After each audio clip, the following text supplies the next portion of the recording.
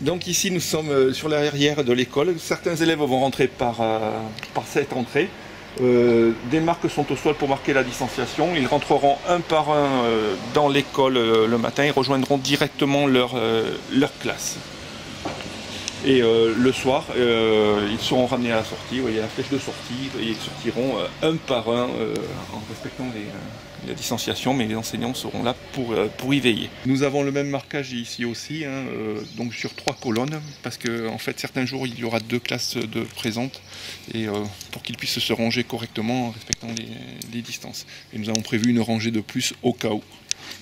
Et au niveau de la surveillance alors des récréations là. Au niveau de la surveillance des récréations, alors nous avons mis en place le personnel qu'il faut. En fait, chaque enseignant présent dans la classe fera la classe. Ces élèves partiront en récréation, mais partiront en récréation dans une zone définie de l'école et encadrés par une personne qui a été définie pour la classe, en fonction de la journée. Voilà. Et donc là, on est en train de réfléchir à tous les jeux que l'on va y mettre en place pour leur proposer, pour ne pas qu'ils s'ennuient dans ces moments-là. Ici, c'est une salle de classe qui a été aménagée pour servir avec le nombre d'élèves qui va revenir. Chaque élève qui arrivera dans la classe se lavera les mains pour commencer. Il y a du gel hydroalcoolique à disposition. Et ensuite, il rejoindra la table qui lui est attribuée. Il y a les noms sur les tables, enfin on a mis les prénoms des élèves pour qu'ils rejoignent leur place et qu'ils n'en bougent plus.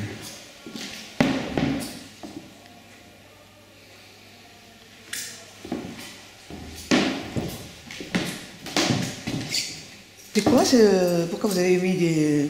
Nous avons protégé tout le matériel qui est derrière pour éviter que les élèves n'y touchent et éviter d'avoir à désinfecter systématiquement à chaque fois. C'est protégé, comme ça, ça évite que les élèves y touchent. Alors, on est dans cette salle, oui. Il y a une quinzaine de tables à peu près.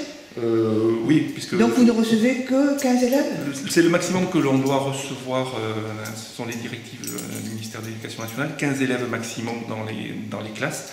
Bon, on n'est pas à 15 actuellement, hein. Les classes les plus chargées auront 13 élèves. Voilà. Et ces élèves ne viendront que 2 jours par semaine, donc soit le lundi, mardi, soit le jeudi, vendredi, en fonction de ce qui a été défini dans l'école. On ne fait pas revenir tous les enseignants en même temps, puisque les enseignants en même temps assureront du distanciel pour les autres élèves qui ne reviennent pas dans l'école. D'accord. Et alors, quels sont ces enfants qui reviennent à l'école? Alors, les enfants qui reviennent à l'école, ça a été le choix des parents, hein, puisque c'est eux qui avaient la possibilité d'accepter ou de refuser que leur enfant revienne à l'école. Alors, certains enfants sont des enfants qui sont un petit peu plus fragiles que les autres, donc on est bien content qu'ils reviennent parce qu'ils en ont besoin.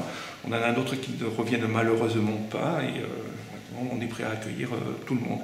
On a même mis en place le fait de pouvoir accueillir, hors enfants des personnels prioritaires, des enfants sur 4 jours quand les parents sont vraiment dans la galère et essayer de rendre service, mais dans la mesure des places disponibles, bien sûr.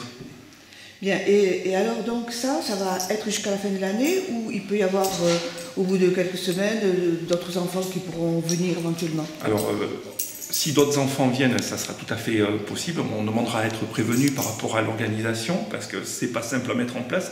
Déjà ça a été très compliqué. Et si on dépasse le nombre de 15 par classe, là ça va nous poser des soucis, il faudra qu'on change tout le fonctionnement à ce moment-là.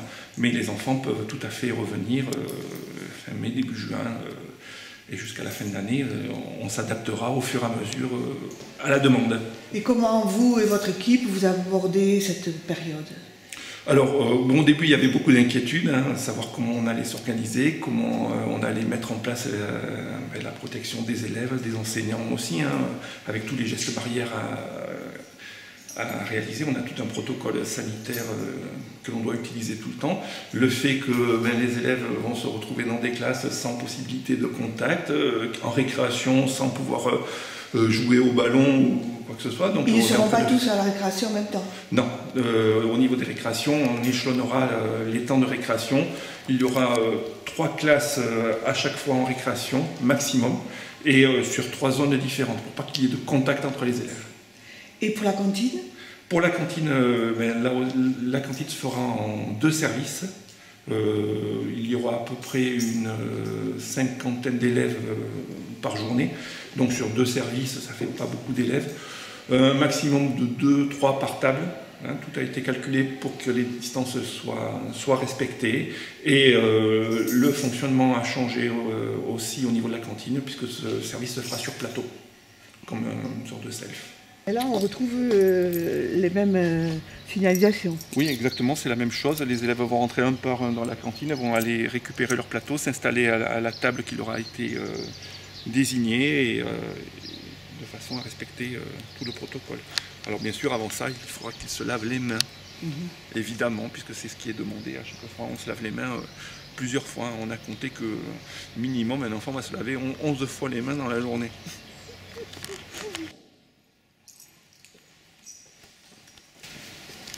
Voilà, c'est pareil, hein, je sais voilà, pas. Non, mais pour l'accès aux toilettes, c'est la même chose. Hein. Tout a été fait pour que la distanciation soit mise en place. Hein. Donc au début, on ne fera rentrer les élèves que 1 par 1, le temps qu'ils s'habituent au protocole. Ensuite, on pourra aller à 2 par 2, mais à partir du moment où ils auront compris le fonctionnement.